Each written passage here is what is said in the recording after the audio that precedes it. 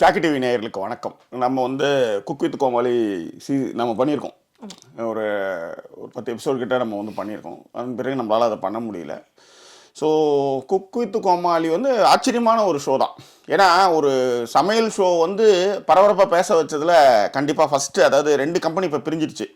ஊர் 2 பட்டா கூத்தாடி கொண்டாட்டம் அப்படின்ற மாதிரி கம்பெனி பிரிஞ்சதுனாலே இந்த பிரச்சனைகள்லாம் நீர் பூத்த நெருப்பாக வருதுன்னு வச்சுக்கோங்களேன். ஸோ அதுவும் ஒரு காரணம். ஏன்னா நீங்கள் கார்ப்பரேட் அரசியல் வந்து உங்களுக்கு தெரியறதுக்கு வாய்ப்பு கிடையாது. அது வந்து எப்படி ஒன்றாலும் பேசி கடைசியில் பேரை வந்து நிலைநிறுத்தினா போதுன்ற லெவலுக்கும் வர வைக்கும். அந்த மாதிரியான விஷயங்களும் இது உள்ளார இருக்குன்னு வச்சுக்கோங்களேன். ஸோ இந்த குக் வித் கோமாளி ஒரு சாதாரண இன்டர்ன் பாலிடிக்ஸ்னு சொல்லுவாங்க இல்லையா, இன்டர்னல் பாலிடிக்ஸ். ஒரு ஆஃபீஸில் நடக்கிற ஒரு சின்ன 2 பெண்களுக்குள்ளே நடக்கக்கூடிய ஒரு சின்ன விஷயம், அது எப்படி ஒரு பெரிய விஷயமா ஆச்சு, அதற்கான காரணங்கள் இப்போ கொஞ்சம் கொஞ்சமாக பேச ஆரம்பிச்சிருக்காங்க. நாம இந்த விஷயத்தை ஏன் எடுத்தோம் அப்படின்னா, ஒண்ணுமே இல்லை, ஒரு கேஸை எல்லாத்தையுமே ஒரு பொண்ணு மேலே எழுதுறதுல எந்த வகையில் நியாயம்ன்றதுதான் நம்மளுடைய விஷயம். இப்போ உதாரணத்துக்கு அவங்க வந்து ஜாதி அடிப்படையில் வந்தாங்களாம் இருக்கு. ஜாதி அடிப்படையில் வர்றதுக்கு வாய்ப்புகள் நிறைய இருக்கு. ஆக்சுவலி இந்த பிரச்சனையை பொறுத்தவரையும் கனெக்டிங் டாட்ஸ்ன்னு சொல்லுவாங்க. எங்கெங்கயோ இருக்கிற ஒன்றும் இல்லை, பிக் பாஸ்ல பேசுறதுலாம் எடுத்துட்டு வந்து வச்சு நிருப்பு அன்னைக்கும் வந்து பிரியங்கா கணிச்சிட்டாரு. எஸ், அந்த ஷோவில் பிரியங்கா பேசுறதா நாமளே வன்மையாக கண்டிச்சிருக்கோம். பிரியங்காவில இருந்து தப்பிச்ச ஒரே ஆளு ராஜ் மட்டும்தான். அதுக்கு வந்து அமைதியை மட்டுமே பரிசா கொடுத்துட்டு அவர் வெளியே வந்தார் அப்படின்றது அந்த ஷோல நம்ம நிறையவே பேசியிருக்கோம். ஆனா இப்ப நம்ம இந்த விஷயத்தை பத்தி பேசும்போது எடுத்ததுமே வந்து பிரியங்கா சொம்புன்னு சொன்னவங்க தான் அதிகம். அது மட்டும் கிடையாது, நீங்க நினைக்கிறத எல்லாத்தையுமே எதிராளியும் பேசணும் அப்படின்னு நினைக்கிறவங்க இங்க நிறைய பேர் இருக்காங்க.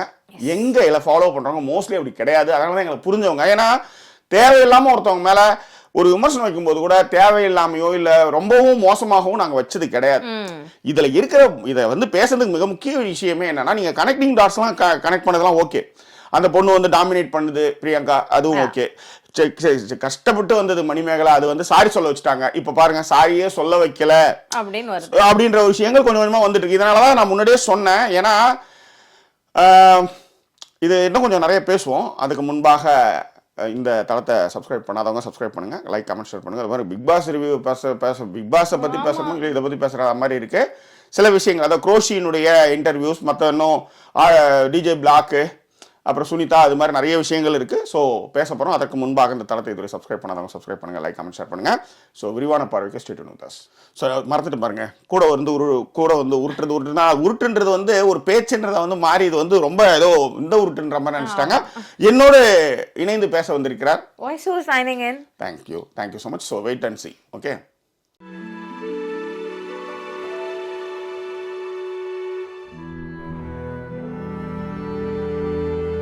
கருப்பழனி அப்பன்னு ஒரு இன்டர்வியூவில் சொல்லியிருப்பார். நான் போய் ரஜினி இன்டர்வியூ எடுக்கிறேன், கமல் இன்டர்வியூ எடுக்கிறேன், எல்லாம் இன்டர்வியூ எடுக்கிறோம், ஒரே பெருமை எனக்கு, தலைகால் புரியல. அப்போ எங்கள் அப்பா சொன்னார், இது நீ விகடன்ற பத்திரிகை குழுமத்தில் இருக்கிற இந்த மரியாதை விகடனுக்கான மரியாதை.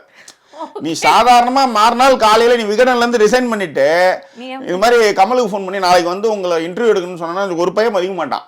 இந்த மரியாதை, இப்ப நீ போய் பேசுறதுக்கான மரியாதை உனக்கு விகடன் குழுமத்துல இருக்கிறதுனால இருந்த மரியாதை. அடுத்தது அவர் இயக்குனர் ஆகி அதுக்கப்புறம் கதை சொல்றதுக்கு அவர் எவ்வளவு வளர்ந்திருப்பாருன்றது அவருடைய அனுபவங்கள்லாம் சொல்லலாம். இதை வந்து வெளிப்படையாக கருப்பணிப்பனே சொன்னார். இப்போ ஒரு சின்ன வயசுல உங்களுக்கு வந்து ஒரு வாய்ப்பும் ஒரு விஷயமும் கிடைக்குதுன்னும் போது நம்மளுக்கு தலைகால் புரியாது.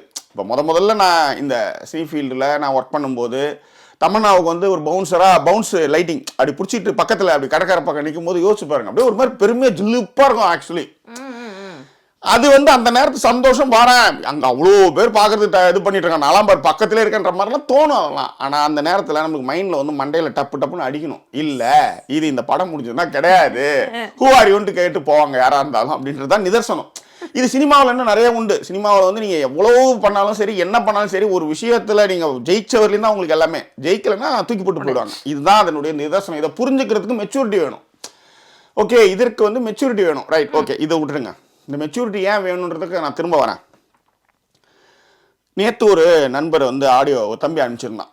அது வந்து முக்கியமாக நான் வந்து மணிமேகலை எனக்கு ரொம்ப பிடிக்கும்ண்ணா, நீங்கள் கரெக்டாக தான் பேசுறீங்க, பிடிக்கும். காரணம்னா அவங்க கோமாளியாக இருக்கும்போது நிறைய விஷயங்களை அவங்க பண்ணியிருக்காங்க. நிறைய விஷயங்கள் வந்து அவங்க வந்து பண்ணியிருக்காங்க. ஏன்னா அது வந்து ட்ரமண்டஸான பர்ஃபார்மன்ஸு. சில எபிசோட்லாம் நான் திரும்ப கேட்பேன், திரும்ப நான் கேட்பேன். அப்படின்னும் போது இந்த விஷயங்கள் நமக்கு புரியுது. இந்த ட்ரெண்ட் இந்த அளவுக்கு எந்த அளவுக்கு இந்த குக் வித் கோமாளி போச்சு அப்படின்றது புரியுது. அதன் பிறகு வந்து ப்ரொடக்ஷன் மாறுது. ப்ரொடக்ஷன் மாறினதுக்கு அப்புறம் 2 பிரிவா பிரியுதுன்னும் போது இப்ப திரும்ப ஏன் ஒரு 2 பிரிவா பிரிஞ்சிருச்சு. இப்ப ஏன் பிரியங்கா எல்லாத்துக்கும் எடுத்துன்னு வராங்கன்னு ஒரு விஷயம் சொல்றாங்கல்ல. அப்ப பிரியங்கா மாதிரியான ஒரு ஆளுமை மிக்க ரொம்ப எக்ஸ்பீரியன்ஸான ஒரு ஆளை வந்து கூட்டு வரதுக்கு காரணம்னா ஒரு ப்ரொடக்ஷன் கம்பெனி எப்படி முடிவு பண்ணணும்னா வந்தா இன்னும் கொஞ்சம் நிறைய பேசுவாங்க. ஷோவில் இன்னும் ஒரு கவுண்டர் பார்ட்லாம் நிறைய வரும், டக்குன்னு அது போகும் அப்படின்றது தான் வந்து அவங்க திரும்ப கூட்டு வந்திருக்கலாம். ஓகே, இப்போ நீங்க ஏன் எல்லாத்துலயும் அப்படின்னா ஏன்னா பிரிஞ்சு போச்சு. இப்போ பிரிஞ்சுறதுக்கு ஒரு அந்த ஷோ வந்து அடுத்த கட்டத்துக்கு எடுத்துட்டு போகணுன்றதுக்கான ஒரு விஷயம். கண்டிப்பாக இதுல வந்து மணிமேகலை வந்து தொடர்ந்து ஆங்கரிங்காக முயற்சிச்சுட்டே வராங்க. அதுல என்னன்னா சுனிதா அவங்களுக்கான ஒரு பிரச்சனை, அந்த பிரச்சனையை அப்பயே மூடி மறைச்சிடுறாங்க. ஐ மீன் மெச்சூர்டா அதை வந்து ஹேண்டில் பண்றாங்க. அந்த மெச்சூர்டான ஹேண்டிலுக்கு அப்புறம் வர்ற ஒரு எபிசோடு இப்போ வந்திருக்கு. அதுல என்னன்னா மணிமேகலை என்ன சொல்றாங்கன்னா சுனிதாவுக்கும் கிரேஸ் அக்காவுக்கும் நான் வந்து தேங்க்ஸ் சொல்லிக்கிறேன், சாரியும் சொல்லிக்கிறேன். என்னை வந்து நான் வந்து வெளிப்படையா பேச மாட்டேன், நான் இப்போ நான் வெளிப்படையா பேசுறேன், நான் வந்து பண்ண தப்பு போச்சு அச்சின்னு அதை பேசிடுறாங்க.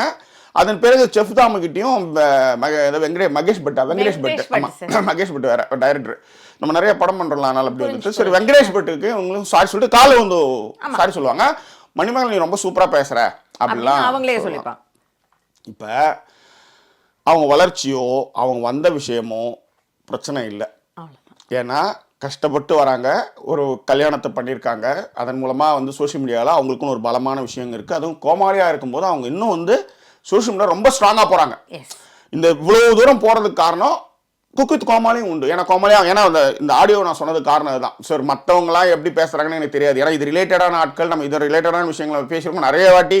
ஏன் அதை நீங்க ரிவ்யூ பண்ண மாட்டீங்கன்னு பார்த்தா அது நம்மளுக்கு தெரியுது. அது சமையலை தவிர அங்கே வந்து வெறுமனே இந்த மாதிரி கவுண்டர் பார்ட் தான் போயிட்டு இருக்கு. ஆனால் ஜாலியாக பண்ணிட்டு இருக்காங்கன்றது தெரியுது. அது ஒன்றும் பெருசாக இல்லை. இப்போ நீயான நம்ம திறந்து படுறதுக்கு காரணம் அதன் மூலமாக நம்ம ஏதாவது ஒரு விஷயத்த சொல்லிட்டு இருக்கோம். இப்போ இந்த விஷயத்தையே கையில் எடுத்தது காரணம் ஜாதி அடிப்படையில் வந்து பிரியங்கா டாமினேட் பண்றாங்க. சொல்லு விமர்சனம் பண்ணு வானான்னு சொல்ல, பட் கட்டி பிடிச்சத ஒரு போட்டோவா போட்டு இப்படிதான் முன்னேறினியா, அப்புறம் அவங்க அம்மா அவங்க அப்பா, அதன் பிறகு அவங்களுடைய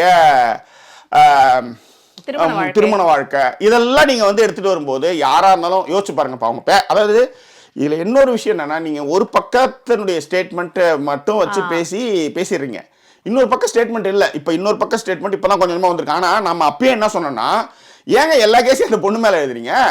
ஒருத்தவங்க வந்து இப்ப சூர்யா கார்த்தி இவங்கெல்லாம் வந்து ஒரு ஃபர்ஸ்ட் விசிட்டிங் கார்டு தான் சிவகுமார் பசங்க அப்படின்ட்டு. ஆனா ஏன் இப்ப வாசு பையன் ஏன் என்ன வந்து ஜெயிக்கல?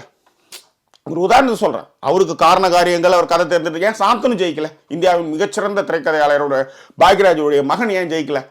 இப்ப இதுல வந்து சுப்பிரமணியபுரத்தையே வந்து ஒரு நிராகரிச்சிருக்காரு, கதை நல்லா இல்லை அப்படின்ட்டு. பட் அந்த படம் ஓடி இருக்கு. ஸோ இந்த மாதிரி காரண காரியங்கள் நிறைய இருக்கும். ஒருத்தவன் ஜெயிக்காம போனதுக்கு நிறைய காரணங்கள் இருக்கலாம். ஆனால் ஜெயிச்சு ஒருத்தவன் வரான்னா அந்த விஜய் வந்து எஸ்ஐஏ சந்திரசேகருடைய அப்பா அப்படின்ற ஒரு விசிட்டிங் கார்டாக இருக்கலாம். ஆனால் அந்த விசிட்டிங் கார்டை வந்ததுக்கு அப்புறம் நீங்கள் அடுத்து நீங்கள் என்ன பண்ணுறீங்கன்றது தான். அதனால தான் நேற்று ரஜினிக்கும் கமலுக்குமான வித்தியாசத்தை சொன்னேன். ரஜினி வந்து வராரு அங்கேருந்து, என்னைக்காவது கமல் மாதிரி நான் ஒரு பிரபலமாக ஆகணுன்றத 16 வயதில் சொன்னது ஸ்ரீதேவி சொல்லுவாங்க. எனக்கு அப்போ வந்து எனக்கு 5,000 அவருக்கு 30,000. அந்த குரல் எனக்கு ரொம்ப பிடிக்கும். ஸ்ரீதேவியோட குரல் அந்த பேசுறப்ப அது ஒரு மாதிரி தழுதெழுத்து சொல்றது. 2,000 ஒரு நாள் இப்படி வரணும் போது ஸ்ரீதேவி அம்மா சொன்னாங்க எப்படியா வரும். அப்ப இப்ப நீங்க வந்து 2 பேரையும் ஒரு தட்டில் வைக்கிறீங்க. கஷ்டப்பட்டு மேல வந்தவர், ரொம்ப வக்கீல் அப்பா மூலமாக ஏவிஎம் வீட்டுல போய் செல்ல பிள்ளையாக விளையாண்டு மேல வந்தவர், டாக்டர் மூலமா போய் மேல வந்தவர். இந்த 2த்துக்கும் வித்தியாசம் இருக்கு. அப்ப 2 பேரும் வித்தியாசம் இருக்கும்போது கஷ்டப்பட்டு மேல வந்தவன்றதுக்காகவே ரஜினியோடைய நடிப்பை வந்து புகழணும்னு எங்களுக்கு அவசியம் இல்லை. நல்லா இருக்குன்னா நல்லா இருக்கு. ஆனா அதே நேரத்துல கமல் மாதிரியாக பானின் சுலோஸ்பூனா வந்தவர் வந்து ஒரு பெரிய அருப்பெரும் செயலை ஒண்ணு செய்யறாருன்னு வச்சுக்கோங்க, அதை கண்டிப்பா பாராட்டணும். அப்படின்ற அந்த தொழில நீங்க வந்ததுக்கு அப்புறமே நீங்க சரிசமமா வந்துட்டீங்க. அப்படிங்க இந்த பழைய விஷயத்தையே நீங்க பேசிட்டு இருக்க அங்க யார் நல்ல பர்ஃபார்மன்ஸ் பண்ணாங்க அப்படின்னு பேசணும். அதை தான் நம்ம பேசணும். அதுல பேசுறது என்னன்னா நீங்க ஏன் குடும்பத்தை பத்தி எல்லாம் இருக்கிறீங்க, எல்லாம் தெரிஞ்சு ஏகாம்பர மாதிரி போட்டு, அதாவது நீங்க மற்ற விஷயங்கள்லாம் பேசுங்க. ஜாதியா இருக்கு, பார்ப்பனர்கள் வந்து ஒன்னா சேர்ந்தாங்க, அதெல்லாம் கூட பேசு.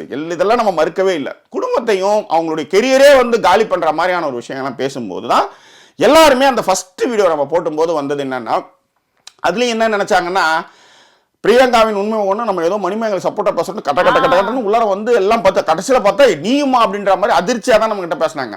அப்போ வந்து நம்ம என்னன்னா வளர்ற பொண்ணு அந்த பொண்ணு அது வந்து கொஞ்சம் வரணும். ஆனால் நீங்கள் வளர்றதான் ரஜினி மாதிரி கண்டக்டராகி வந்துட்டாரேன்றதுக்காகவும் நீங்கள் இந்த மாதிரி கஷ்டப்பட்டே வந்துட்டீங்கன்றதுக்காகவும் உங்கள் பக்கம் வந்து தவறு வச்சிருந்து அதை வந்து நம்ம வந்து அதை சரின்னு சொல்ல முடியாதுன்றதுக்காக தான் இதை சொல்ல வந்தேன். ஏன் சொல்லுங்க. இல்லை, ரஹ்மான் சொல்வார் இல்லைங்களா, வளர்ந்ததுக்கு அப்புறம் உங்களுடைய இலக்கை அச்சீவ் பண்ணதுக்கு அப்புறம் நீங்க எது பேசினாலும் அதை ஏற்றுக்கொள்ளப்படும். எஸ், எது பேசினாலும் அது வந்து கவனிக்கப்படும், அது ஏற்றுக்கொள்ளப்படும். நீங்க அதுக்கு முன்னாடி வந்து நல்ல கருத்தே போய் சொன்னீங்கனாலும் வந்து அதுக்கு பெருசா வந்து ரெஸ்பான்ஸோ அதுக்கான விஷயங்களோ கிடையாது. அதுதான் வந்து இங்க 2 பேருக்குமான விஷயம்னு வச்சுக்கோங்களேன். இப்ப நம்ம ஒரு கஷ்டப்பட்டு ஒரு இடத்துக்கு வந்திருக்கோம், இன்னும் ரீச் போயிட்டோமா அப்படின்னு கேட்டீங்கன்னா இல்ல.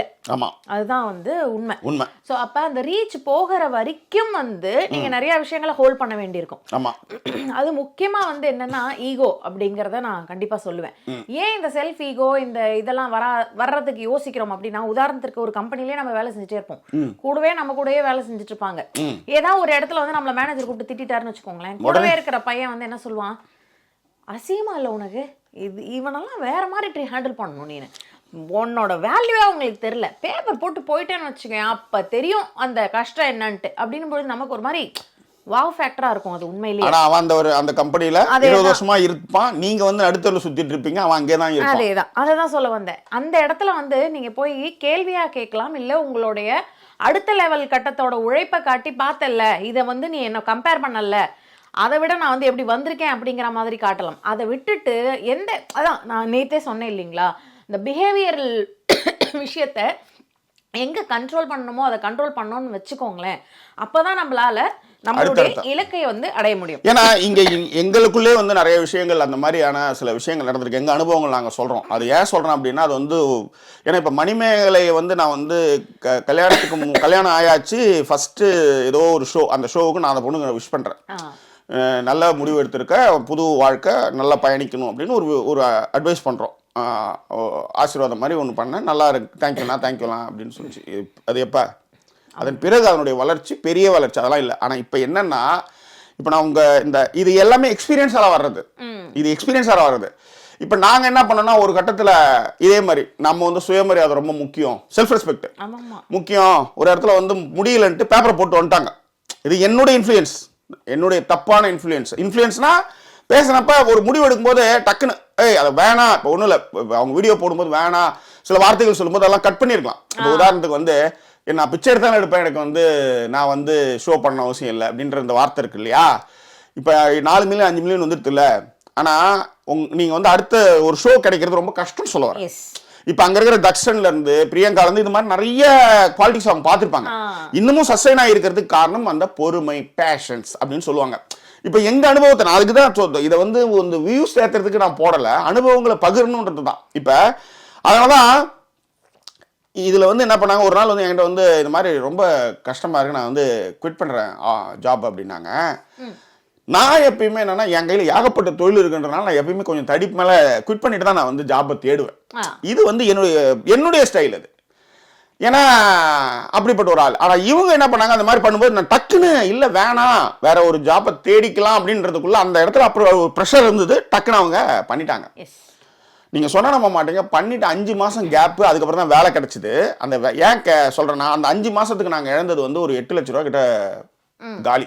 ஏன்னா சம்பளம் கிடையாது, பெருசாக கிடையாது, பெரிய வருமானங்கள், அதாவது என் சம்பாத்தியம் வந்து ஓரளவுக்கு மட்டும்தான் மேனேஜ் பண்ண முடிஞ்சுது. பெரிய அளவில் அப்போ வீடுலாம் வாங்கி கடன்லாம் நிறைய இருக்கும்போது நடந்த சம்பவம்ன்றதுனால நிறைய விஷயங்களை வந்து நாங்கள் இழந்தோம். அப்போ அது ஒரு அனுபவம், புத்தி கொள்முதல்னு வச்சுக்கோங்க. அந்த மாதிரி நம்மளை வந்து ஆஃபீஸில் போட்டுருன்னு சொல்லும்போது இதை செய்யலாமான்னு நம்ம கேட்கும்போது நம்மளுக்கு நல்லவங்கள சில நேரத்தில் கூட இருக்கிறவங்க கூட அப்படி சொல்லிடலாம். இப்போ என்னை பார்த்தா அவங்க பண்ணாங்க, நான் அதை சொல்லவே இல்லை, நான் வந்து பண்ணிடுலாம் சொல்லவே இல்லை. பிரச்சனை இருந்தால் எப்போனாலும் வெளியே வா அப்படின்றது தான் என்னுடைய விஷயமே. அவங்க வெளியே வந்துட்டாங்க, அதுக்கான விஷயம், அதை நாங்கள் மேனேஜ் பண்ணோம், அதில் நிறைய விஷயங்களை கற்றுக்கிட்டோம். இது வந்து ஒரு உதாரணம். இப்போ அவங்க வந்து வீடியோ போட்டு அதுக்கு நம்ம பேசும்போது என்ன சொன்னாங்க அப்படின்னா, இதில் வந்து அவங்களுடைய இதே என்னன்னா, நான் மட்டும்தான் பேசணுன்றது விஷயம். ஆனால் 18 மணி நேரம் ஃபுட்டேஜை நம்ம எடுக்கிறாங்கன்னு வச்சுக்கோங்களேன், எடுத்துகிட்டு போய் ஒரு ஏற்கனவே 2 பிரிவாக ஒரு ஷோ இருக்கும்போது எடிட்டர்ஸும் மீடியா அந்த ப்ரொடக்ஷன் என்ன செய்வாங்கன்னா, தான் ஷோவில் என்னென்ன கண்டென்ட்லாம் ரொம்ப நல்லா இருக்குன்றது தான் எடுப்பாங்க. கோசரம் நான் பேசுறதா அவங்க போடணும் அப்படின்றது இங்கே வேலைக்காகாதுன்னு சொல்ல வரேன். ஸோ அப்படி அந்த ஷோவில் வந்து ஃபர்ஸ்ட் வந்து இது வந்து விதை போட்டது, அது ஏற்கனவே சுனிதா கதை அந்த விஷயங்கள்லாம் நம்ம பேசிட்டோம். முதல்ல இந்த ஷோவில் விதை போட்டது சுனிதா தான், சுஜிதா என்ன பண்ணிட்டாங்க, இந்த ஷோ இன்ட்ரோவுக்கு வந்து நீ எப்படிலாம் பேசுவ அப்படின்னும் போது இவங்க எக்ஸ்பீரியன்ஸ்ல எல்லாம் பேசும்போது அதுவே அவங்களுக்கு வந்து ஒரு மிகப்பெரிய சர்க்கிள். ஃபர்ஸ்ட் பிள்ளையார் சொல்லி அதுதான். அப்பயே வந்து இவங்க வந்து என்னது அவங்களே நிறைய பேசுறாங்க, அவங்களே போடுறாங்க, அவங்களே வராங்கன்னும் போது நான் ஏற்கனவே சொன்ன 2 ஷோ பிரிஞ்சிடுச்சு. இப்போ இவங்க ஷோ வந்து எடுத்துட்டு வரணும் போது அதுல சிறப்பான கண்டென்ட் அந்த மாதிரி தான் போகணும். இப்போ அடுத்ததாக செஃப் தாமு வராருன்றதை விட செஃப் தாமு என்னெல்லாம் பண்ணாரு போனாருன்றது தான் பிரியங்கா பேசுற விஷயம். அந்த மாதிரி தான் சுஜிதா வந்து அது, ஏன்னா சுஜிதா வந்து அன்னையில இருந்தே அவங்க வந்து ஒர்க் பண்ணிட்டு இருக்காங்க. ஆக்சுவலி அவங்க படத்தில் நடிச்சதுல இருந்து சீரியல்ல இருந்து அவங்க வந்துகிட்டே இருக்கிறாங்க. ஸோ அவங்களுக்கு தெரியும் கம்பேரிங் என்ன ஏது அப்படின்ட்டு. இப்போ இது வந்து டிடியும் சரி தீபக்கும் சரி சூப்பரா போறாங்க, ஏன்னா தே ஆர் பயனியர். இல்லைங்க, இன்னொரு அவ்வளோலாம் யோசிக்க வேண்டாம் ஜாக்கி. நீங்க உதாரணத்துக்கு ஒரு சிங்கர் ஷோ இருக்குன்னு வச்சுக்கோங்களேன், ஒரு சூப்பர் சிங்கரே இருக்கு. ஒரு பாடல் வந்து அந்த குழந்தை வந்து பாடுது, இல்ல ஒருத்தவங்க பாடுறாங்க அப்படின்னா அந்த பாடலை பாடின பாடகி இருந்தாங்கன்னு வச்சுக்கோங்களேன், நீங்க அவங்கள பாட சொல்லுவாங்க. ஏய் நீ பாடினது தானே, நீ பாடி காட்ட. அது வந்து அந்த இடத்துல வந்து ஒரு பெரிய வெளிச்சம் மாதிரி. அது வந்து 2 பேருக்குமே கொடுக்குற விஷயம். அந்த பொண்ணு பாரு நீ அந்த அளவுக்கு நல்லா பாடியிருக்க, அவளும் பாடுறா பாரு, உன்னோட நீங்க 2 பேரும் சேர்ந்து பாடுங்க அப்படின்னும் பொழுது அது வந்து ஒரு பொண்ணு அர்ச்சனாவே என்ன பண்ணுவாங்கன்னா, அந்த இது இப்ப நேத்து கூட வந்து சரிகமபாவுல வந்து சைந்தவி பாடின பாட்டே வந்து குன்னு நேரத்தை அந்த பாட்டை வந்து அவங்க பாடினாங்க. ஒரு ஜாலியா இதுதான் வந்து ஒரு ஆங்கர் பண்றது. அததான் வந்து சுஜிதாவும் பண்ணாங்கன்னு சொல்றேன். பண்ணாங்க. நீ பண்ணானா அவ ஏய் நீ எப்படி பண்ணிருப்ப சொல்ல அப்படின்னும் போது அந்த இடத்துல வந்து அப்ப வந்து இப்ப பெரியார் சொல்றதை நான் ஆக்சுவலி இதை ஆரம்பிக்கும் போதே சொல்லணும்னு நினைச்சேன். இப்ப சொல்றேன். பெரியார் என்ன சொல்றாருன்னா, உங்களுக்கு ஒரு மரியாதை கிடைக்குன்னு நீங்க நினைக்கிறீங்கல்ல, அந்த மரியாதை உங்களுக்கு கிடைக்குன்னா நீங்க அதே மாதிரி நடந்துக்கணும். ஓகே, அப்ப நீங்க திறமையில இருந்து மற்ற எல்லா விஷயங்களையும் நீங்க இது இருந்து உங்களுக்கான நேரம் வரை காத்திருக்கணும். இப்போ அவங்க சொன்னாங்கன்னும் போது ஓ இந்த சீசன்ல நீங்க இப்படி என்ன கலாச்சிட்டியா இரு, அடுத்த சீசன்ல நான் ஹோம்ஒர்க் பண்ணி இன்னும் இதை விட நான் வந்து பரபரப்பா நிறைய விஷயங்களை வந்து நான் பேசுறேன் அப்படின்ற ஒரு விஷயம் வச்சிருக்கலாம். அது இல்லாம போச்சு. 2வது இதே மாதிரி பிரச்சனை வரும்போது இதே மாதிரி இவங்க போய் கேட்டிருப்பாங்க. ஏன்னா சின்ன உலகம் இது. இவங்க போய் வந்து ஏன் எடிட்டிங்ல வந்து அவங்களும் ஏன் காமிச்சிங்க என்ன ஏன் காமிக்கல அப்படின்ற எல்லாம் கேட்கும்போது அவங்களுக்கான ப்ரெஷர் வந்து இன்னொரு ஷோ ஒன்று போயிட்டு இருக்கு, அதை விட இதை பெஸ்டா எடுத்து வரணுன்றது அவங்களுடைய ஷோ. இது யார் நிறைய பேசின கண்டென்ட் நல்லா இருக்கோ அதான் போடுவாங்க. ஸோ அதை வந்து நிறைய அதை போட்டுட்டு இருந்திருக்காங்க. இது ஒரு பிரச்சனையா போயிருக்கு. அது மட்டும் கிடையாது. 2வது திவ்யா துரைசாமி கிளம்பும் போது வித் யுவர் பர்மிஷன் சொல்லி இவங்க கேட்டிருக்காங்க. அது அந்த வீடியோலாம் பார்த்த பிரியங்கா கேட்டிருக்காங்க. பிரியங்கா கேட்டதுமே வந்து தர்ஷன் கிட்ட கேட்டிருக்காங்க. ஓகே இவங்க பேச ஆரம்பிச்சது இவங்க ஷோவுக்கு நடுவுலே போய் சொல்லியிருக்காங்க. ஷோவுக்கு நடுவுலே போய் நீங்க பேசாதீங்க, நீங்களே தான் பேசிட்டு இருக்கீங்க, பேசாதீங்க அப்படின்னு சொல்லும்போது அவங்க வருத்தப்பட்டு போயிட்டாங்க. இப்ப பிரியங்கா மேல நிறைய தவறுகள் இருக்கு. ஏன் பிரியங்கா திரும்ப வந்தாங்கன்னா நான் அதுக்கு 2 ஷோஸ் இருந்தது, அதுல வந்திருக்காங்க, அதெல்லாம் நம்ம பேசியாச்சு. இப்ப ஒரு பெரிய சீனியர் ஆர்டிஸ்ட் அந்த இடத்துல வந்து நீங்க வந்து ரொம்ப வருஷமா இருக்கிறவங்க நீங்க வந்து சொல்லிட்டீங்க, ஷோவில் சொல்லிட்டீங்க. இப்போ அவங்களுக்கு அசிங்கம் இல்லை, அவங்களுக்கு செல்ஃப் ரெஸ்பெக்ட் இல்லையா? இப்ப எல்லாருமே கமெண்ட்ல கேட்டது என்னன்னா, ஏன் வந்து வாட் இஸ் தட், ஏன் வந்து மன்னிப்பு கேட்கல அப்படின்றதான் கேள்வி. இப்ப குரோஷி என்ன சொல்றாரு, நாங்க மன்னிப்பை கேட்க சொல்லல, இந்த 1 வார காலத்துக்கு அப்புறம் அது திரும்ப வரும்போது, ஏன்னா அவங்களுக்கு ஒரு செல்ஃப் ரெஸ்பெக்ட் இருக்குன்னு போது நான் பாரு அன்னைக்கு கலக்கிற மாதிரி நீ சொல்லு, நான் பாரு அன்னைக்கு பாரு நீ ஒண்ணுதான் அன்னைக்கு முந்திரி கொட்ட மாதிரி பேச வந்த, நீ பேசாம அன்னைக்கு நிறுத்தினால ரைட், இதுக்கப்புறம் ஜாலியா போலாம், இந்த ஒரு இன்ட்ரோவோட போயிடலான்றது அங்க சொன்னதா அவங்க செய்யலன்னு சொல்றாங்க. அது மட்டும் கிடையாது, நான் ஏற்கனவே சொன்னேன், ஒரு ஷூட்டிங்ன்றது எவ்வளவு நேரம், அந்த அத்தனை பேரும் வந்து உட்காரும் போது எவ்வளவு வந்து விஷயங்கள் வந்து போயிட்டு இருக்கு, எத்தனை லட்சம் வந்து பைசா போயிட்டு இருக்கும், நொடிக்கு நொடி அங்கே காசுன்றதை நான் முன்னாடியே சொல்லியிருந்தேன். அப்படி 2 மணி நேரம் ஷூட்டிங் நிற்கும் போது யாரால காரணம்னா இது வந்து இந்த ஈகோ பிரச்சனையால காரணம். இப்ப கெஸ்ட்லாம் வந்திருக்காங்க, சின்ன திரையில இருந்து கெஸ்ட்லாம் வந்திருக்கும் போது, ஏன்னா குரோஷி சொல்றப்பதான் நமக்கு தெரியுது, ஏன்னா இந்த பக்கம் பேசாம எல்லாருமே பதில் சொல்லிட்டு இருந்தாங்க. அந்த அவங்க சொன்ன விஷயத்துக்கு வரிக்கு வரி போட்டு இது இப்படிதான் அதான் கனெக்டிங் டாக்ஸை வச்சு பேசிட்டு இருந்தாங்க. இப்ப குரோஷி என்ன சொல்றாருன்னா, 2 மணி நேரம் எல்லாருமே கெஸ்ட்லாம் வந்து வெயிட் பண்றது மட்டும் கிடையாது, எங்ககிட்ட வந்து என்னடா நான் ஏதோ ஜாலியா இருக்கணும் வந்தா இங்க இப்படி ஒரு அக்க போரா இருக்குன்னு போது ப்ரொடக்ஷன் வந்து என்ன செய்யணும்னா, அது ஆக்சுவலி என்ன சொன்னாங்கன்னா ப்ரொடக்ஷன் அனுப்பிச்சிட்டுன்றதான் அங்க கதை. ஆனா இது வந்து மன்னிப்பு கேட்க சொன்னாங்க, நான் வந்து செல்ஃப் ரெஸ்பெக்ட்னு சொல்லி இவங்க சொல்லிட்டாங்க. ஓகே, சோ இதுதான் வந்து அங்க பேசப்பட்ட ஒரு விஷயம். அதாவது திவ்யா துரைசாமி கிளம்பும் போது நீங்க வந்து கிளம்புறாங்க மாதிரி நீங்க அமைதியாவே எடுத்திருப்பீங்க. அவங்க என்னன்னா எனக்காக அவங்க பேசியிருக்காங்க, திவ்யா துரைசாமி என்ன பத்தி பேசியிருக்காங்க போது வித் யுவர் பர்மிஷன் நான் பேசிட்டு அவங்கள பத்தி அப்படின்ட்டு இவங்க திவ்யா துரைசாமி யாரு எதுக்கு வந்தாங்க எப்படி எல்லாம் வந்தாங்கன்னு போது திவ்யா துரைசாமிக்கு அது பெரிய ஹைப். ஆக்சுவலி அடுத்த ஒரு கட்டத்துக்கு போறதுக்கான விஷயத்த இதுதான் வந்து ஆங்கர் வந்து பண்ணுவாங்க. இப்போ நீங்கள் நேற்று பிரியங்கா சப்போர்ட்டுக்கு ஒரு வீடியோ ஒன்று வந்து அதில் வந்து யார் யாரெல்லாம் தன்னை தூக்கி விட்டாங்கன்றப்ப டிஜே பிளாக்ல வந்து நிறைய பேர் வந்து அதை வந்து சொல்லிட்டு நான் சொல்ல வந்தேன். ஏன்னா நீங்க நல்லா கவனிச்சு பாத்தீங்க அப்படின்னா இப்ப பிரியங்காக்காக ஒரு 4-5 பேர் சப்போர்ட் வராங்கன்னு வச்சுக்கோங்களேன், ஒண்ணுமே செய்யாம வர மாட்டாங்க இல்லைங்களா? இப்ப அதனால அவங்களுக்கு என்ன, அது அவங்க ஃப்ரெண்டுங்க அதனால வராங்க அப்படிங்கறத தாண்டி நிறைய பேரோட விஷயங்கள் பாத்தீங்கன்னா அவங்க வந்து அதை எடுத்து சொல்லியிருப்பாங்க. உதாரணத்துக்கு நான் வந்து நிறைய நாளா வந்து சூப்பர் சிங்கர் பார்த்ததுனால நம்ம சொல்றோம். மாகாப்பாவை விட அங்க வாசிக்கிறாங்க பாத்தீங்களா மணியன் பேண்ட், அத பிரியங்கா சொன்னதுனாலதான் நிறைய பேருக்கு அது மணியன் பேண்ட்னே தெரியும். அங்க கார்த்திங்கிற ஒருத்தர் அவங்க திரும்ப திரும்ப பாயிண்ட் அவுட் பண்ணதுனாலதான் கார்த்தி எவ்வளவு நல்லா வாசிக்கிறாரு அப்படிங்கிறது தெரிய ஆரம்பிச்சு. அதன் பிறகுதான் மானசி கார்த்தி எல்லாம் உற்று நோக்க ஆரம்பிச்சாங்கன்றது சொல்ல முடியும். ஐ மீன் எல்லாருமே சொல்றேன் கார்த்தி வந்து ஒரு திறமையான ஆள். அதான் பின்னாடி பேண்ட்ல எவ்வளவு பேர் விஷிப்பாங்க. அதுல வந்து பேஸ் கிட்டார்ல இருந்து அவங்க நிறைய இடத்துல வந்து பாராட்டும் பொழுது அது வந்து அது உடனே என்ன பண்ணுவாங்க, இருக்கிற சிங்கர்ஸ் ஜட்ஜஸ் வந்து அதனுடைய தாத்பரியம் என்ன, அவங்க என்ன மாதிரி விஷயங்கள்லாம் பண்ணாங்கன்னு சொல்லும்போது அவங்க ஒரு லைம் லைட். இதுதான் இப்போ இததான் வந்து டிஜே பிளாக்குக்கும் அவங்க பண்ணாங்க. எஸ் பண்ணாங்க. ஸோ இது ஒரு விஷயம். இது வந்து என்னன்னா இது இப்போ என்ன விஷயம்னா செல்ஃப் ரெஸ்பெக்ட்னு சொல்றீங்க. இப்போ குரோஷி சொல்றதா நம்ம சொல்ல முடியும். ஏன்னா அங்கே இருந்தவங்க இப்போதான் பேச ஆரம்பிச்சிருக்காங்க. இவங்க அவங்க பேர் என்ன, பாவனி வீடியோ போட்டிருக்காங்க. அதுதான் இது எப்படியா இருந்தாலும் மாறுன்னு நல்லா தெரியும். ஏன்னா இது என்னன்னா இப்போ உதாரணத்துக்கு என்னை எடுத்துக்காங்களேன். நான் வந்து ஒரு தனியார் தொலைக்காட்சியில் பெரிய தொலைக்காட்சி அதை வேலை செஞ்சேன். நான் வெளிவந்ததுக்கு மிக முக்கிய காரணம் யாருன்னு எனக்கு தெரியும். அதுக்கு என்ன லாபி, என்ன ஜாதி லாபின்னு எனக்கு தெரியும். ஒரு உலகமே இருந்த மாதிரி ஒரு ஃபீல் இருந்தது. ஓகே, இன்னி வரலையும் அந்த ஆஃபீஸில் எனக்கான மரியாதைன்றதை நான் என்ன திறமைக்காரன் என்னைக்கா இருந்தாலும் அது ஒருத்தர் வந்து எப்பயுமே வந்து வாங்க அண்ணன்னுவான். அங்கே கேமரா பண்ணுவான். அவன் வந்து திடீர்னு வந்து ஜாக்கி சார் சொல்லுங்க சார் நல்லா இருக்கீங்களா சார், என்னடா சார் திடீர்னு அண்ணன் சொல்லுவோம். சார் உங்களை பத்தி ஆபீஸ்ல பேசுறதே சார் தான் பேசுவோம். அது அப்படியே வந்துடுது. ஏன்னா இன்னி வரையிலும் பேசிட்டு இருக்காங்க. இதுதான் நாம சம்பாரிச்சது. ஆனா அதே நேரத்துல திறமையோட இருக்கும்போது நீங்க படிப்படியா நீங்க உண்மையா வேலை செய்யும்போது படிப்படியா முன்னோக்கி போயிட்டே இருப்பீங்க.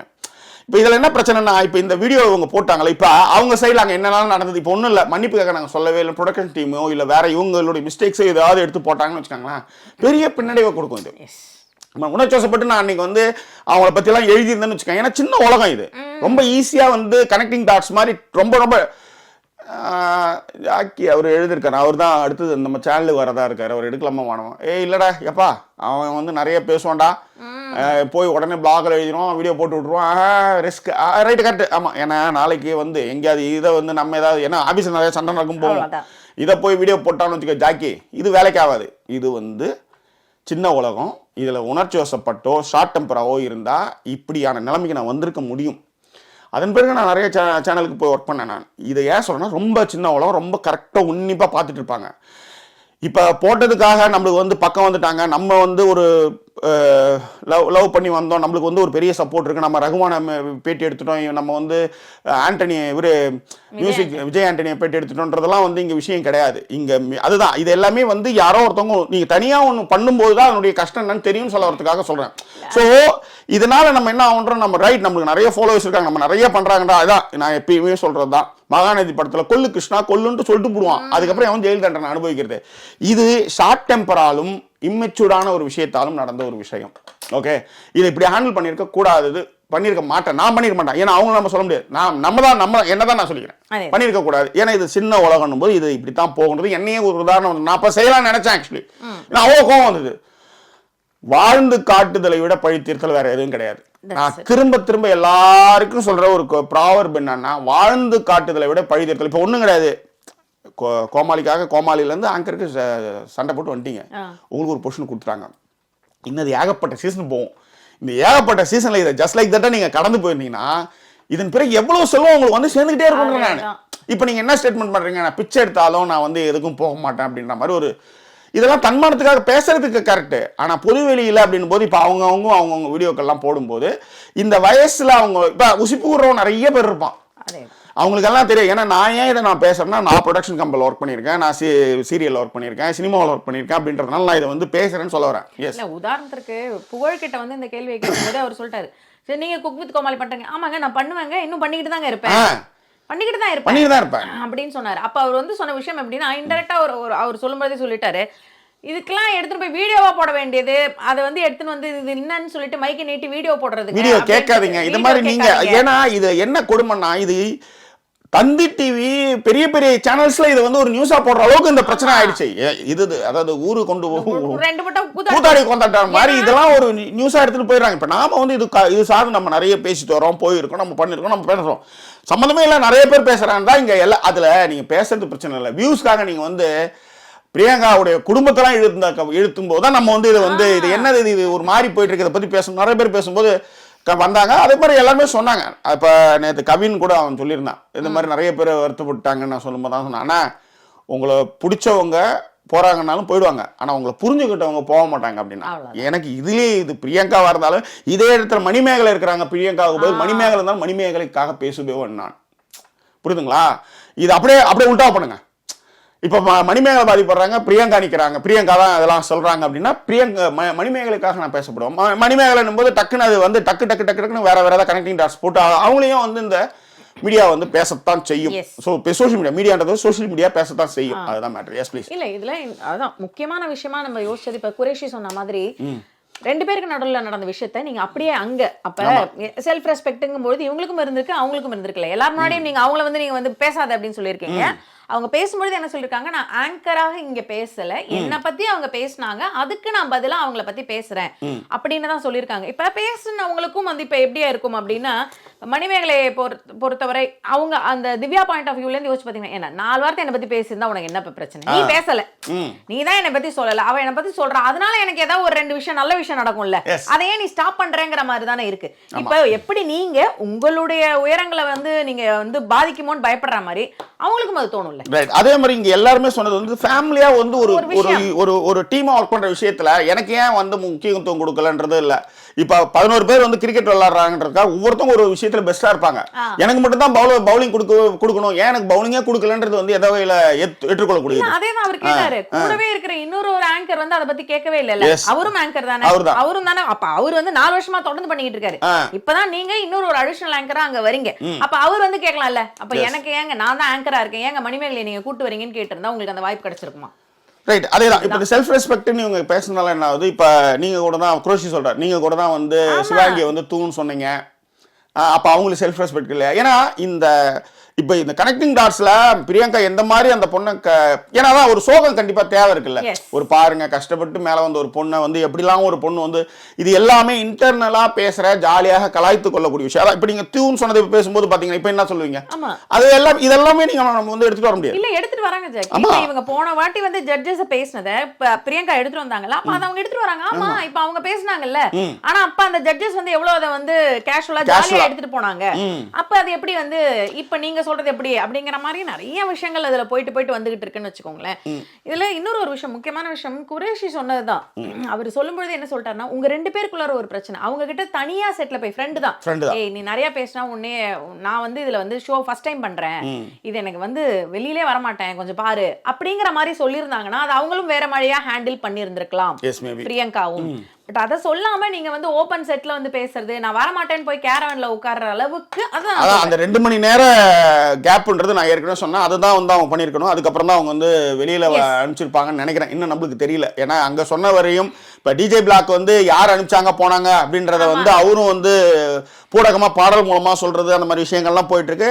இதுதான் மேட்டர். ஆக்சுவலி என்னன்னா, எப்பயுமே ஒரு இடத்துல ஜெயிக்கிறதுக்கு பேஷன் வேணும். ஒருத்தவங்க நம்மளை விட ரொம்ப அதிகமாக ஒருத்தவங்க வந்து எக்ஸ்பீரியன்ஸாக இருக்காங்கன்னா அவங்கள காலி பண்ணணும்னா, இப்போ உதாரணத்துக்கு விஜய் சேதுபதி சொல்லுவேன். அவர் நீங்கள் நல்லா கவனிச்சிங்கன்னா அவர் எல்லா பிரபலமான நடிகர்கள் கூட நடிப்பார். ஆனால் அவருக்கான போர்ஷனில் அவர் வந்து கெல்லியாக நிற்பார்.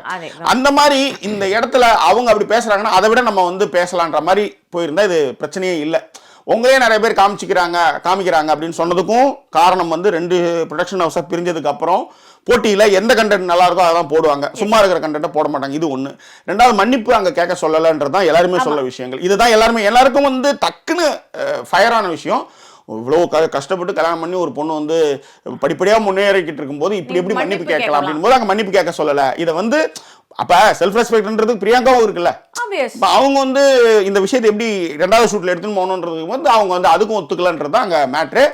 ஏன்னா அதில் அந்த வீடியோ நம்ம பார்க்குறோம். ஏன்னா இவர் ரக்ஷன் வந்து கூப்பிடும்போது இவங்க அதை பற்றி நெக்ஸ்ட் அப்படின்றதோட அவங்க இருப்பாங்க, கடுகடுன்னு இருக்காங்க. இதெல்லாம் வந்து ஷோவில் நீங்கள் எடுத்துகிட்டே வர முடியாது. இன்னொன்று சொல்கிறேங்க, இன்னும் ஒரு 1000 வீடியோ பண்ணியிருப்பான் ஒரு 3 சீசனுக்கு, 4 சீசன் 5 சீசன், சாரி 8 சீசனில் ஒரு சீசனில் 4 வீடியோ தான் பண்ணோம், மற்றதெல்லாம் அப்படியே வந்தோம். இப்போ பண்ணியிருப்போம் ஒரு 1000 பண்ணியிருப்போம். இதில் வீடியோவுக்கு முன்னாடி எவ்வளோ சண்டை போட்டுருவோம் தெரியுமா? நாங்கள் எவ்வளோ சண்டை வரும். ஒரு சாதாரண ஒரு விஷயம் ஒன்று ஆரம்பிச்சு போகும்போதே பார்த்தா அவங்க வந்து ஏணி மாடணும் நோனி மாடுவாங்க. அவங்க ஒன்று சொல்லுவாங்க, எனக்கு அது புரியாமல் நான் ஏணி மாடணும் நான் நோனி மாடன்னு சொல்லி, ஸோ அதன் பிறகு 2 பேரும் சாரி கேட்டுட்டு கண்ணில் கண்ணீர்லாம் வச்சுக்கிட்டு ஆனால் வெளியில் அப்படி தொடச்சிக்கிட்டுலாம் பேசுனதுலாம் உண்டு. எவ்வளோ இருக்கு. ஏன்னா ஒருத்தவங்க வந்து ஒரு விஷயத்த வந்து நான் எக்ஸ்பீரியன்ஸான ஒரு ஆள்னு வச்சுக்காங்க, அவங்களுக்கு இது சம்மந்தமே கிடையாது. ஆனால் அவங்க வந்து கொஞ்சமாக பேச வரும்போது நீ இப்படி பேசினா இப்படி தான் பேசணும், இந்த விஷயத்தை பொதுவில் இப்படி பேச முடியாது, அப்படிலாம் நிறைய விஷயங்கள் எங்களுக்குள்ள நிறைய இப்போ வந்து நாங்கள் அப்படிதான் இதெல்லாம் பண்ணிட்டு வரோம். ஸோ இது வந்து ஒரு உதாரணம். ஏன்னா இங்கே ஈகோ வில் நெவர் ஒர்க். அதே மாதிரி இந்த மாதிரி நீங்கள் வந்து டக்குன்னு வந்து உணர்ச்சிவசப்பட்டு வீடியோ போட்டாலும், இப்போ நான் என்கிட்ட அப்பயும் எனக்கு வந்து வீடியோ இருந்தது, என்கிட்ட சமூக வலைதளங்கள்லாம் இருந்து எனக்கும் ஃபாலோவர்ஸ் இருந்தாங்க, இந்த மாதிரி இந்தந்த ஆள்லாம் என்னை வந்து வஞ்சித்து விட்டார்கள் அப்படின்னு நான் போட்டிருந்தேன்னு வச்சுக்கோங்களேன், என்னால் அடுத்த இடத்துக்கு நான் போயிருக்க முடியாது. நான் நல்லா கேட்டுக்கேன், அதுதான் மேட்ரு. ஏன்னா சின்ன உலகம், பெருசாக இருந்தால் பிரச்சனை இல்லை. ஸோ இதெல்லாம் வந்து கவனிக்கப்படும். இப்போ இதில் என்ன ஆகுதோ, இப்போ ஒன்று ஒன்றா சொல்லும்போது இப்போ அவங்க எல்லாத்த விட கொடுமை என்னன்னா, ஒரு ஆஃபீஸில் ஒரு ஃபேமிலியாக நடந்த விஷயத்தை என்கிட்ட வந்து பேசினாங்க. சரி பேசுனது கூட பரவாயில்ல, ஏன் இதில் எல்லாருமே இந்த வீடியோ வச்சு எல்லாருமே முன்னாடி வந்து டக்குன்னு அந்த ஃபேமிலியை முதற்கொண்டு காலி பண்ணிட்டாங்க அப்படின்றது தான் அங்கே எல்லாம் பேச்சு. இதுக்கு தான் நம்மளும் இங்கே உள்ளார வந்தோம். எல்லாத்தோட இன்னொரு முக்கியமான விஷயம், பெண்களுக்குள்ள எப்பயுமே பொறாம இருக்குது தான். அதாவது ஒரு ஒன்றும் இல்லை, யங் லேடி நீ சூப்பராக இருக்கன்னா அப்போ நான் இல்லையான்ற மாதிரி டக்குன்னு அது எப்படி நீ சொல்லலாம் அப்படின்றது இருக்கும். அந்த மாதிரி ஒரு பிரச்சனை, இவ்வளோ பெரிய பிரச்சனையாகவும் யாருமே எதிர்பார்க்கலன்றதான் மேட்ரு. ஆனால் இப்போ பிரியங்கா வந்து இதை எப்படி அணுகுவாங்கன்னா, எனக்கு தெரிஞ்சு அவங்க இது மாதிரி மோஸ்ட்லி சொல்ல மாட்டாங்க, அடுத்தடுத்து போயிட்டே இருப்பாங்க. ஏன்னா அப்படிதான் போகணும்னு நினைக்கிறேன் ஒரு வேலை. ஆனால் நம்ம ஆளுங்க சும்மா இருக்க மாட்டாங்க, போட்டு வாயை கிண்டி எல்லாரும் பண்ணுவாங்கன்னு வச்சுக்கோங்களேன். பட் எனிவே இதுதான் கதை, இதுதான் மேட்ரு. ஆனால் இந்த விஷயத்துக்கு அப்பாற்பட்டதாக ஒரே ஒரு விஷயம் மட்டும் சொல்லி நாங்கள் முடிச்சிடுறோம். ஜெயிக்கிறதுக்கு பொறுமை அவசியம். அதே மாதிரி சின்ன ஒரு சர்க்கிளாக இருக்கும்போது ரொம்ப பார்த்து வார்த்தைகளை விடணும். 2 இது வந்து இந்த வீடியோவில் நீங்கள் ஏதாவது ஒரு ஆஃபீஸில் வேலை செஞ்சுட்டு இருப்பீங்க, கூட இருக்க உசிப்பூட்டு அவங்களை காலி பண்ணணும். நாங்கள் நிறைய வாட்டி சொல்லியிருக்கிறது அதுதான், உசிப்பூட்டு அவங்களை காலி பண்ணுவோம். ஆனால் நீங்கள் தயவுசெய்து அதை முன்னிறுத்தி நீங்கள் டக்குன்னு பண்ணிடாதீங்க. உங்களுக்கான நேரம் வரும் வரை காத்திருந்து அதன் பிறகு டக்குன்னு வேற இடத்துக்கு போய் கூட நீங்க பண்ணுங்க. இன்னொன்னு, அவனை ஜெயிக்கிறதோ அவனை அழிக்கிறதோ உங்க வேலை கிடையாது, அதுக்கு நிறைய இருக்குது. அவன் அதை பார்த்துக்குவான். அந்த மாதிரி நான் கடந்து வந்தனால இன்னைக்கு இருந்தவனா எங்கெங்க இருக்கிறானே எனக்கு தெரியல, ஆனா நான் இன்னமும் இருந்துட்டு தான் இருக்கிறேன். அதுக்கு சொல்றேன். ஸோ நம்மளுடைய ஃபோக்கஸ் நாம ஜெயிக்கணும், நாம முன்னேறணும், நாம இருக்கணும்ன்றதான். கூட இருக்கிறவன் 1000 சொல்லுவான், 500 சொல்லுவான், நம்ம செல்ஃப் ரெஸ்பெக்டே உசிப்பிடுவான். என்ன மாதிரி அசிங்கப்படுத்தி எல்லா இடத்துலையும் வந்துகிட்டே இருக்குன்றத கூட நிறைய பேர் சொல்லியிருப்பாங்க. இப்போ யாரும் கூட இருக்க மாட்டாங்க, அதுதான் மேட்டர். ஸோ எனிவே இன்னும் வந்து ஒரு இப்போ நான் ஒரு 20 வயசுன்னு வச்சுக்காங்களேன். இப்போ நான் வந்து ஒரு மீடியாவில் சண்டை போட்டேன். இன்னும் வந்து ஒரு 10 வருஷம் 5 வருஷம் ஓடலாம். 20 வயசுனா ஒரு 35 வயசு வரையும் ஓடலாம். அப்படி இருக்கும்போது இப்போ நாம ஏற்கனவே பிரச்சனை பண்ணுறோம்னு வச்சுக்க, டக்குன்னு எல்லாருக்கும் அந்த விஷயங்கள் போய் சேர்ந்துடுன்றதையும் இந்த இடத்துல சொல்லிக்கிறோம்.